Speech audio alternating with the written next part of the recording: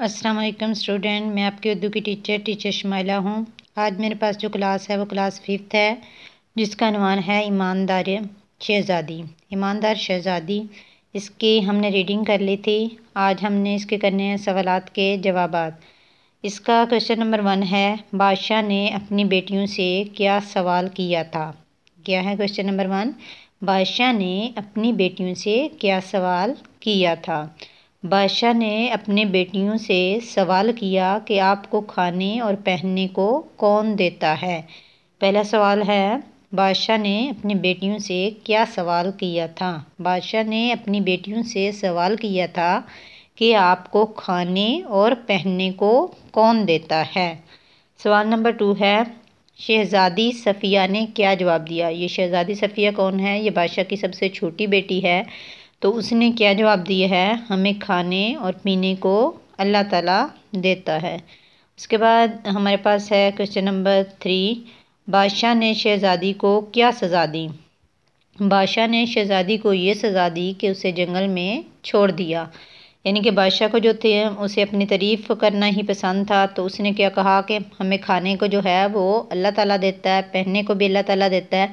तो बादशाह को ये बात बिल्कुल भी पसंद ना आई। तो बादशाह ने क्या किया, उससे सज़ा के तौर पे क्या कहा, अपने जो नौकर थे, गुलाम थे, उनको कहा इसे जो है जंगल में छोड़ दिया जाए। सवाल नंबर 4 है, सफ़िया को खुदाई के दौरान ज़मीन में से क्या मिला। यानी कि वो ज़मीन खोद रही थी तो उसे ज़मीन से क्या मिला।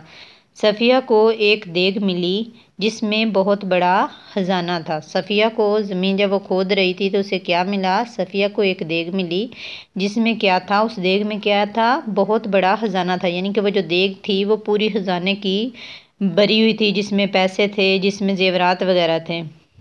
उसके बाद है सवाल नंबर 5, सफ़िया ने ख़जाने से क्या काम किया। यानी कि जो उस देग जो भरी हुई थी जिसमें सारा ख़जाना था, तो सफ़िया ने उस ख़जाने से क्या काम किया। सफ़िया ने ख़जाने से एक महल तमीर कराया। अब बात यह है कि सफ़िया ने ख़जाने से कोई और भी तो काम कर सकती थी, लेकिन उसने महल क्यों तमीर कराया? क्योंकि उसका जो बाबा थे, यानी कि उसका पापा था, उसका भी एक महल था और वो महल इसलिए तमीर करवा रही थी ताकि वो अपने बाप को बता सके कि उसे कौन देता है। यानी कि खाने के लिए चीज़ें, एक अच्छा घर जो है वो कौन देता है, अल्लाह ताला देता है। सवाल नंबर 5 है, जब बादशाह ने अपनी बेटी से माफ़ी मांगी तो बेटी ने क्या जवाब दिया।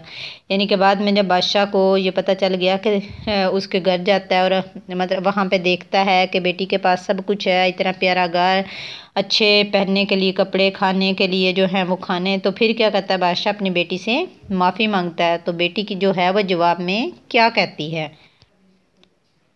बेटी ने जवाब दिया कि आप अल्लाह से माफ़ी मांगें। तो बेटी ने क्या जवाब दिया है? बेटी ने जवाब दिया कि आप अल्लाह से माफ़ी मांगें। इसका जो सवाल नंबर 6 है वो क्या है, इस कहानी के 3 बड़े किरदार कौन से हैं। यानी कि इस कहानी में वैसे तो काफ़ी लोग हैं, लेकिन जो मेन किरदार हैं वो कौन से हैं। सबसे पहले है बादशाह, नंबर 2 पे क्या है हमारे पास फ़कीर, और नंबर 3 पे क्या है, बादशाह की छोटी बेटी सफ़िया। यानी कि ये जो हैं 3 बड़े अहम किरदार हैं। नंबर 1 पे बादशाह, नंबर 2 पे फ़कीर, नंबर 3 पे बादशाह की छोटी बेटी सफ़िया। उसके बाद सवाल नंबर 7 है, इस कहानी से हमें क्या सबक मिलता है। यानी कि इस कहानी से जो है वो हमें क्या सबक मिलता है। तो इस कहानी से हमें ये सबक मिलता है कि हमें हमेशा सच बोलना चाहिए। इस कहानी से हमें क्या सबक मिलता है? इस कहानी से हमें ये सबक मिलता है कि हमें हमेशा सच बोलना चाहिए। सच बोलने वाले की अल्लाह ताला मदद करता है। सच बोलने वाले की मदद कौन करता है? अल्लाह ताला करता है। सच को हमेशा फ़तह हासिल होती है। फ़तह यानी कि कामयाबी हासिल होती है। और झूठ बोलने वाले जो इंसान है वो ज़लील होता है। झूठ बोलने से इंसान क्या होता है? ज़लील हो जाता है। इसलिए हमें कभी भी कोई झूठी तारीफ़ नहीं करनी चाहिए, हमेशा सच और हक़ की बात करनी चाहिए। यानी कि किसी की भी अगर कोई झूठी तारीफ़ है तो वो झूठी तारीफ़ नहीं करनी चाहिए। हमेशा कौन सी बात करनी चाहिए? सच और हक़ की बात करनी चाहिए। तो आप प्यारे बच्चों, तो आप लोगों ने भी इस कहानी से क्या सीखा है?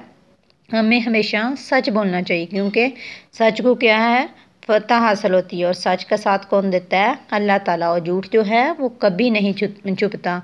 तो इसलिए आप सब ने भी क्या करना है, हमेशा हक़ और सच की बात करनी है और हमेशा सच बोलना है। تو آج آپ کی جو ڈائری ہے یعنی کہ آپ لوگوں نے ہوم ورک میں کیا رائٹ کرنا ہے؟ ہوم ورک میں آپ نے سارے کویشچن لکھنے ہیں، لیکن اس کہانی سے تو ہمیں یہ سبق ملتا ہے یہ میں نے بتایا، لیکن آپ لوگوں نے اپنے لفظوں میں لکھنا ہے کہ آپ لوگوں نے اس کہانی سے کیا سیکھا ہے، یعنی کہ اس کہانی سے آپ کو کیا سبق مل رہا ہے۔ بے شک آپ سچ کے بارے میں لکھیں یا تعریف کے بارے میں لکھیں، یعنی کہ کسی کی جھوٹی تعریف نہیں کرنی چاہیے، لیکن آپ لوگوں نے اپنے لفظوں میں لکھنا ہے۔ اس کو اپنی نوٹ بک پہ آپ لوگوں نے رائٹ کرنا ہے۔ اپنا اور اپنے گھر والوں کا بہت سارا خیال رکھنا۔ اللہ حافظ۔